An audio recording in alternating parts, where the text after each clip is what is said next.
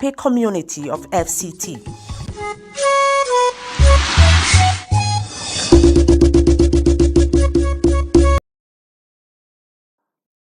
Hello and welcome to the news at 1 on Nta Channel 5, Abuja. I am Mariam George Jutubo. Remember, you can follow this news live on YouTube at Nta Channel 5, Abuja. President Bola Tinubu has urged the government of the People's Republic of China to increase the $2 billion currency swap between Nigeria and China to enhance trade between the two countries. The president, who received the Minister of Foreign Affairs of China, Wang Yin, at the State House, also called for an upward review of the $50 billion aid package for Africa, which China's president announced last year. State House correspondent Musbaudan Wahab reports. President Bola Tinubu officially resumed his office for the first time in the new year. It was a steady movement as he takes the next phase of leading the country further in peace and much hope for greater prosperity. And the first engagement here was the visiting Chinese Foreign Affairs Minister Wang Yi. The president's earlier trip to China and meeting with his Chinese counterpart Xi Jinping has resulted in the renewal of the currency swap with China to enhance trade and investments, with a new benchmark set at $2 billion. But this president likes the deal when the stakes are higher. President Tinubu believes increasing the level of currency swaps will speed up the infrastructural development in Nigeria and deepen the strategic bilateral relations. He said the bond between Nigeria and China should grow stronger and become unbreakable. Regarding the $50 billion pledged by the Chinese government to support Africa, President Tinubu noted that the continent's infrastructural needs would require more commitments, urging a review of the amount to reflect the continent's reality. President Tinubu called on China to support Nigeria's bid for a permanent United Nations Security Council seat. He said Africa, particularly Nigeria, is prepared to meet developmental goals and contribute project counterpart funding. The visiting Chinese minister thanked President Bola Tinubu for appointing a Director General and Global Liaison, Nigeria-China Strategic Partnership, to oversee the implementation of a Memorandum of Understanding for the rapid development of the Nigerian economy. He also appreciated Nigeria for abiding by the One China principle, promising continued support to Nigeria in achieving the Renewed Hope agenda, countering terrorism, and ensuring regional security. Yi said Chinese investments in the country would focus on employment generation and infrastructural development. The foreign minister said China would welcome Nigeria's membership in the BRICS and participation in the Global Development Mechanism. From the State House, Musbaudan Wahab, NT News.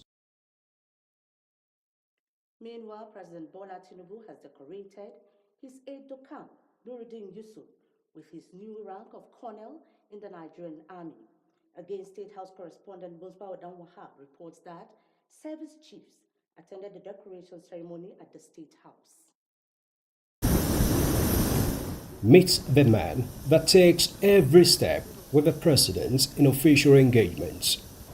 He is the aide-de-corps, translating to a helper.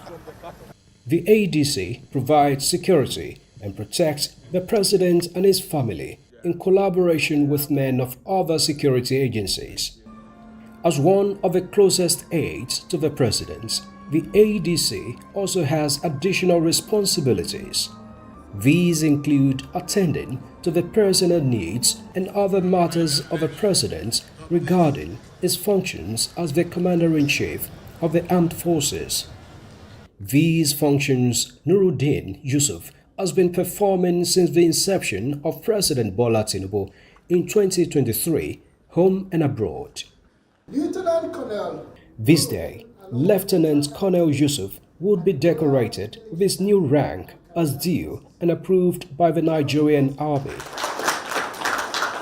And the prestige could not get bigger as the ADC also got the the additional honor of being decorated by the Commander-in-Chief. Colonel Yusuf. Apparently satisfied with the services of his ADC so far, the president, proud of the moment, saluted Colonel Yusuf for his diligence. Is worthy of promotion, and I'm very happy for you. I'm very diligent, reliable officer with right temperament. I believe you go farther and farther in your chosen profession. Redneck, a new rank of seniority in the military, marks a new milestone for the ADC along his line of duty. As a redneck officer, I, Colonel Nuruddin Alowonle Yusuf, once again pledge my unalloyed loyalty to the President and Commander-in-Chief of the Armed Forces of the Federal Republic of Nigeria and to the Nigerian nation. Colonel Yusuf has held several appointments within and outside the army in the course of his career, some of which include Officer Commanding State House Military Intelligence Group 2010 to 2012, and later the Officer Commanding the Presidential Bodyguard State House Abuja 2015 to 2017. He has participated in military operations within and outside the country, including Operation Restore Hope, Operation Zaman Lafia, and the United Nations mission in Darfur, Sudan. Yeah, this is a reward for hard work. It shows that when you work very hard, you get good results. And in the military, that's what we do. We always make sure that those deserving are the ones that are really promoted. And we thank Mr. President for making it possible. And for him, I know he knows in the military, the higher you go, the hotter it becomes. So he's now a redneck. More is expected from him, and I'm sure he's ready and willing to do so. Colonel Nuruddin Alowonle Yusuf is from Kwara State. From the State House, Muspal and Wahab, NC News. Now to education. The federal government remains resolute in its quest to provide quality education for Nigerians with zero tolerance for infractions in the sector, says the Minister of Education, Dr. Maruf Tunji Alausa. This came to fore at an engagement with the chairman of Governing Councils for Polytechnics and Colleges of Education. Zenret Dimu tells us more. The ministry remains fully committed to supporting your efforts.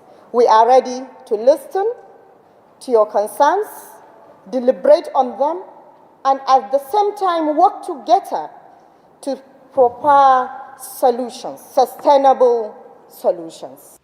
This engagement set the tone for a candid discussion between the Ministers of Education and the Chairman of Governing Councils for Polytechnics and Colleges of Education.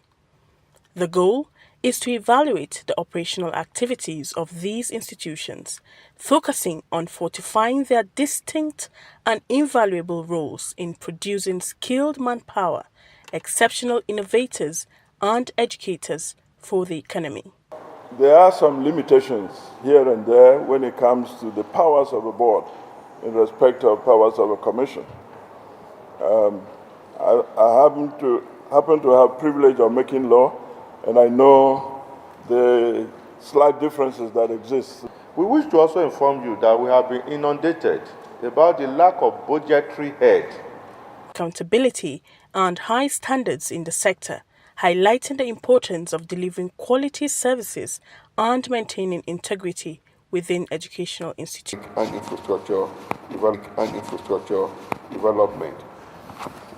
We will not condone disrespect from the management of any of the institutions under your purview towards our governing councils.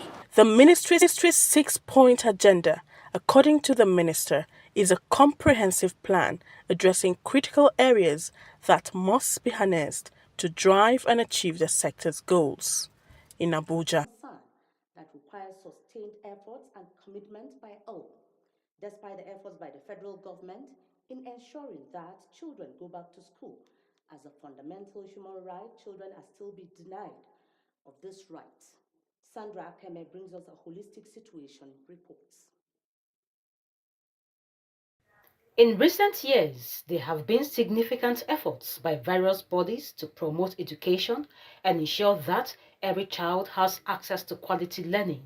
This fundamental human right is essential for the development of individuals, communities, and societies as a whole. However, it is a different ballgame in some FCT schools where children are being deprived of the opportunity to have knowledge due to some hidden levies. Home because they cannot pay the PTA level. And children should be meant not to write exam because of stipends. Efforts to speak with head of the school proved abortive. However, in an exclusive interview, the acting executive chairman and secretary FCT Universal Basic Education Board, Dr. Al-Hassan Sule, stressed that government's efforts must not be jeopardized and promised to investigate this unethical act. And we've been going sensitizing communities, societies, opinion leaders, that these children, they should be allowed to come back to school. The question of any levy is not the making of UBEM or not its administration. PTA, sometimes they want to compliment the effort of the government because education for all is everybody's responsibility. PTA of the school, they want to compliment, but it should not be something that will jeopardize or will truncate the issue of free and compulsory basic education. If a parent wants to support the school, he's welcome, but not forcing the child. We have been telling principals and head teachers that on no account should a student be sent to school owing to a promise made by a parent. In Abuja, Sandra Akeme, NTA News. And away from education, residents of Pape under Buhari Area Council recently got wind of an abandoned baby found through watchful eyes of members of the community. The act by the mother of the one-day-old baby has been widely condemned, with calls for the law to take its rightful course against the perpetrators of the heinous act. Cecilia Julius brings us details of this sad incident.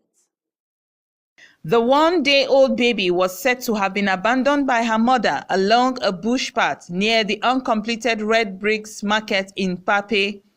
On investigation, NTA News crew interacted with residents of the community who condemned the act, describing it as irresponsible.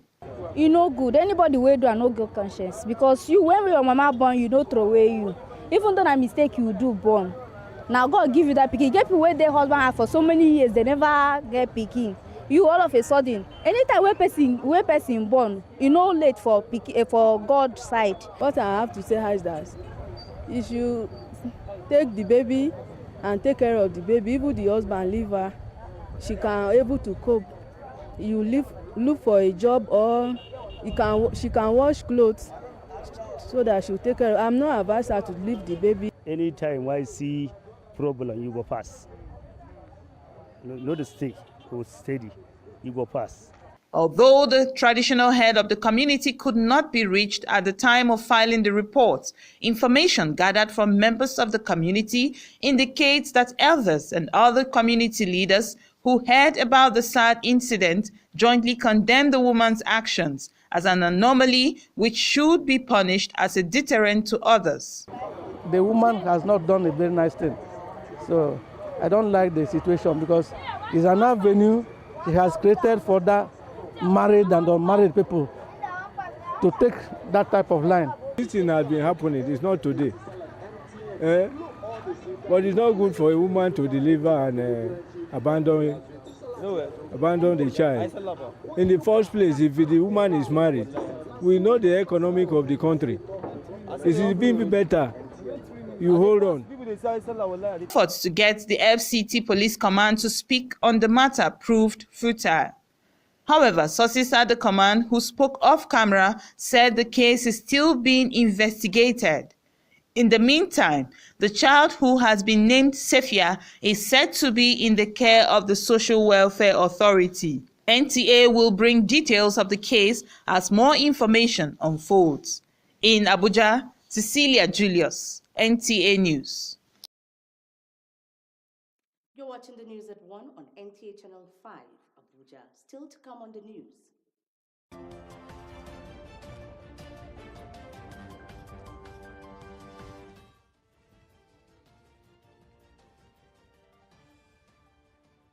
Naira bond. These and more stories after the break. Do stay.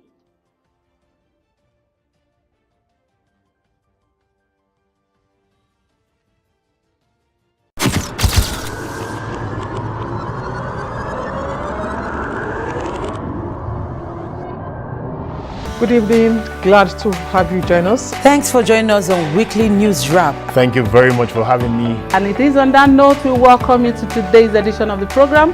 We celebrate creativity, lasting impressions. There's no book stating that this is the role for men.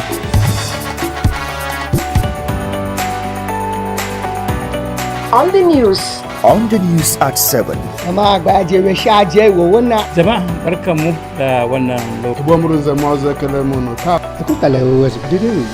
Unity Station Nta Channel 5, Abuja. Would say have a lovely day.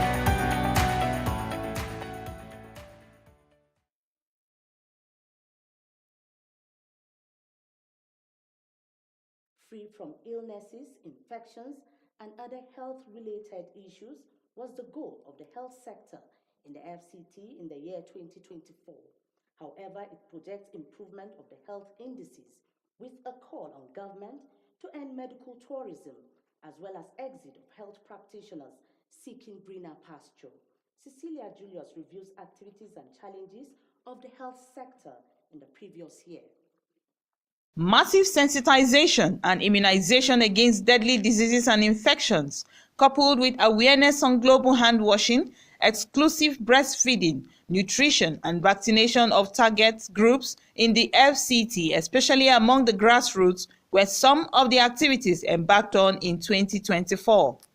They, however, hope that 2025 will see the fulfillment of a disease-free FCT, where access to equipped health facilities, adequate funding, and prompt response of well-trained health practitioners for health needs and emergency is met. Health insurance scheme that registers the vulnerable.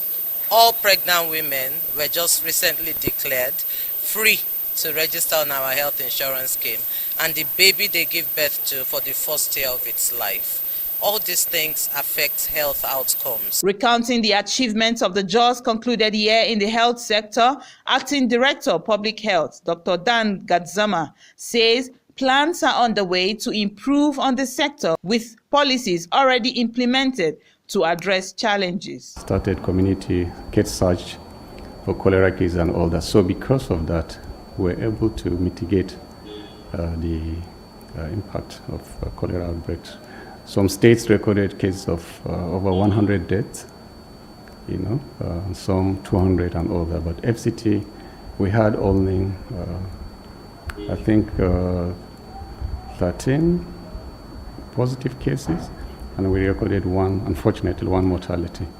And I can tell you that's the least in the whole country, if you check the records. Stating challenges that bedeviled the previous year, he offers this advice. There's a pool basket or basket funding where all resources are pulled together. And then we have developed priority areas. Okay, so those resources will now be used to address those priority challenges.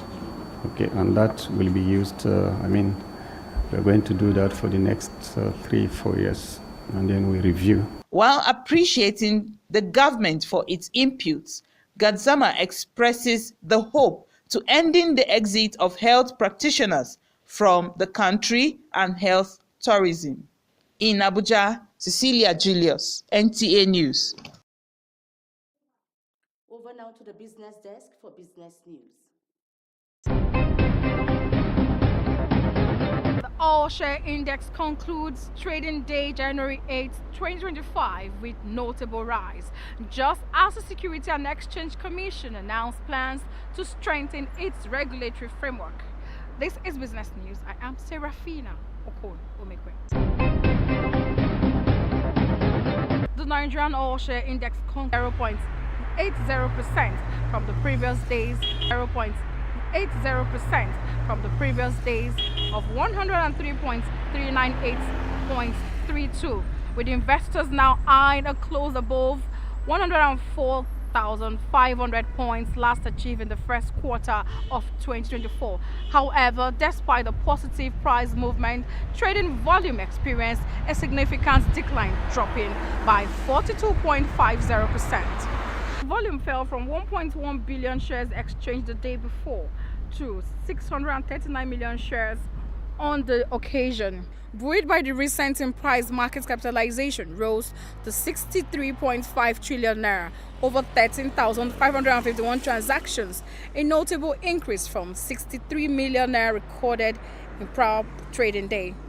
The Securities and Exchange Commission has announced plans to strengthen its regulatory framework for borrowing by both government and corporate entities, with an emphasis on ensuring financial stability in key sectors. These moves come amid the Supreme Court's ruling mandating direct subvention from federal government. In a statement, SEC Director General Emomotimi Egama highlighted the importance of borrowing in the financial system and the broader economy. He said improving the framework for borrowing is very important because borrowing is part of the financial system. And moving on, Presco PLC, Nigeria's biggest oil maker, is set to raise 100 billion in series of one of its 150 billion naira bond program. This would mark the largest corporate bond issuance in the industry. The bond will have a 7-year tenure with a yield range